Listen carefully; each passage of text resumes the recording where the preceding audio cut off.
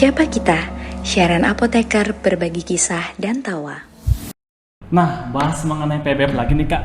Kan tadi kita lagi bahas PBF tuh. Nah, untuk PBF sendiri tuh kenapa sih menurut Kak Ari sendiri kok harus apoteker nih yang jadi penanggung jawabnya tuh Kak? Oke. Kira-kira kenapa? Itu kan bicara tentang distribusi obat ya. Distribusi obat itu yang paling pertama kita harus tahu ada Permenkes nomor 34 tahun 2014. Iya, harus tahu itu. Itu tentang pedagang besar farmasi. Jadi definisinya itu pedagang besar farmasi adalah perusahaan berbentuk badan hukum yang sudah mempunyai izin untuk melakukan pengadaan, penyimpanan, dan penyaluran obat dalam jumlah besar sesuai dengan undang-undang kan gitu. Nah kemudian di PBF ini ngapalin nggak sih Kak tadi? Nggak sih emang Iya, PBF dong. Diragukan. Terus di Permenkes yang sama juga bilang penanggung jawab apoteker itu adalah wajib gitu kan, bukan adalah wajib apoteker yang sudah memiliki izin praktek gitu kan. Nah di samping itu si apoteker ini kenapa harus bertanggung jawab dengan obat? Ya dia itu di sana tuh sebagai quality assurance sama quality control gitu. Makanya dia kenapa harus ada di situ, apoteker itu harus menjamin bahwa obat dari hulu ke hilirnya, dari produsen sampai ke penerima istilahnya itu kayak sarana kesehatan. Nah itu mutunya harus tetap terjamin. Itu fungsi apoteker ada di PBF.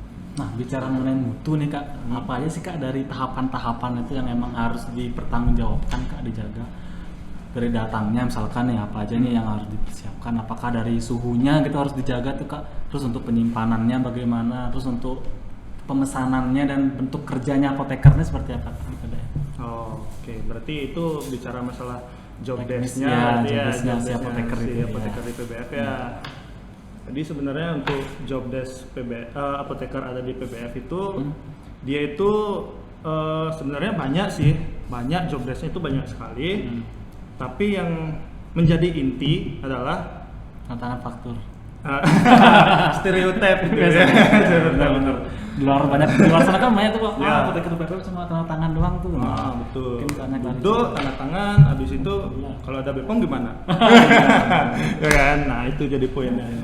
Jadi sebenarnya intinya itu adalah apoteker itu harus memastikan bahwa PBF itu sudah menjalankan atau melaksanakan cara distribusi obat yang baik di perusahaannya gitu. Si apoteker ini berperan sebagai itu, memastikan bahwa mutu, kembali kita bicara mutu. Itu ada CDOB itu kayaknya ada 9 bab deh. 9 bab yang harus dipenuhi ya kan.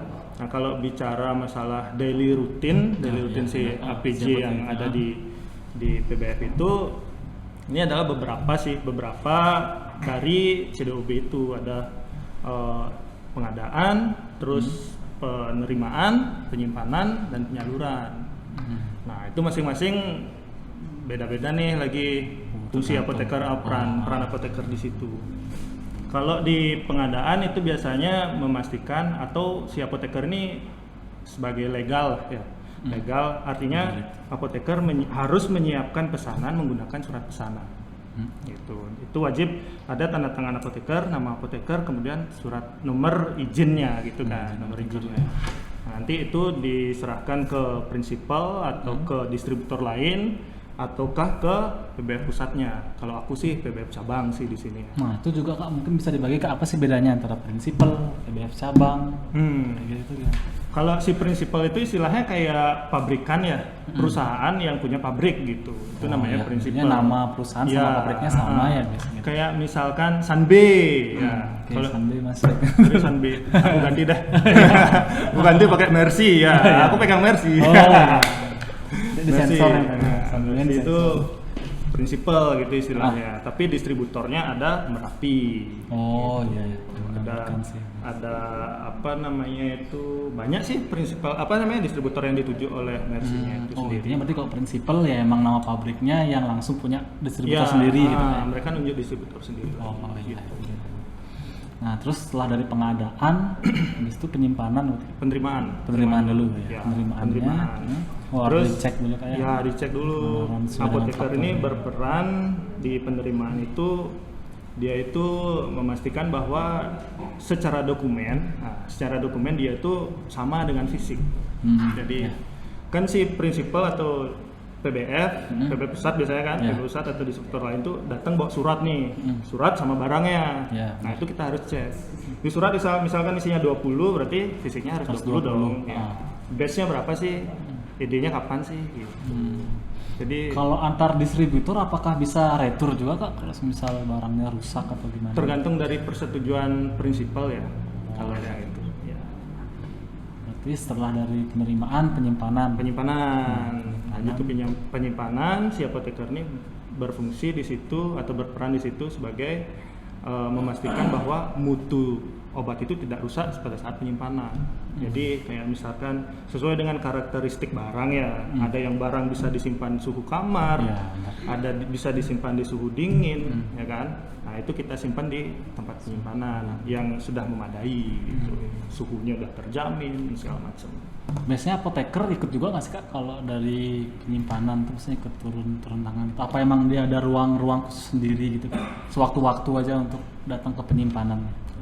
Kalau itu sih memang tiap hari fungsinya kan memonitoring dan evaluasi si apoteker ini. Untuk pekerjaan bisa didelegasikan ke staf gudang atau ke kepala logistik di situ. Ada nama kepala logistik itu kan kepala gudang. Gitu. Itu biasanya penyimpanan. Berarti ruang penyimpanan tuh gede banget dah kayak kalau bayangannya. Ya gudang, Ya, gudang dia. Dengan suhu yang di situ kita sudah sesuaikan. Sesuai dengan karakteristik si barang itu. Kita mau bawa barang apa sih? PBF ini bawa barang apa sih? Kalau bawa vaksin gitu misalkan, sekarang kan lagi musim nih corona gitu. Ya, benar. Dia harus punya satu area khusus tempat penyimpanan vaksin. Biasanya menggunakan chiller kan. Chiller ini beda lagi prosesnya. Melakukan kalibrasi dan validasi gitu, memastikan bahwa suhunya terjamin. Iya, selalu dikontrol. Hanya kerjaan apoteker tuh. Tanda tangan doang. Nggak cuma tanda tangan doang. Nah, untuk kendala sendiri kan setelah dari penyimpanan penyaluran tuh ke setiap instansi Ya, sarana-sarana rumah sakit ataupun apotek. Nah, itu biasanya apa sih Kak kendalanya tuh Kak? Kan biasanya ada aja tuh.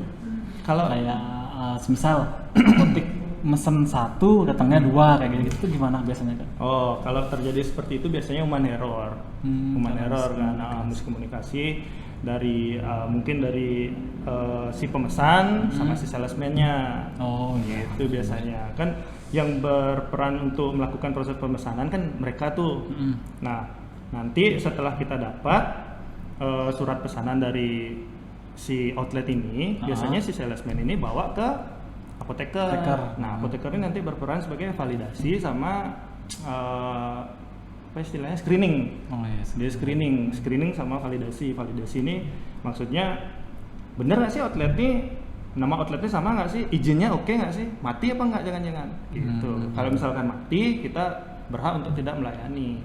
Gitu. Yeah. Kalau misalkan aktif dan kita lihat dia terkait piutang dan segala macam dia masih oke, ya udah kita layani gitu. Nanti dibawa ke bagian administrasi nanti menerbitkan faktur, kemudian faktur akan diambilkan barang oleh staf gudang.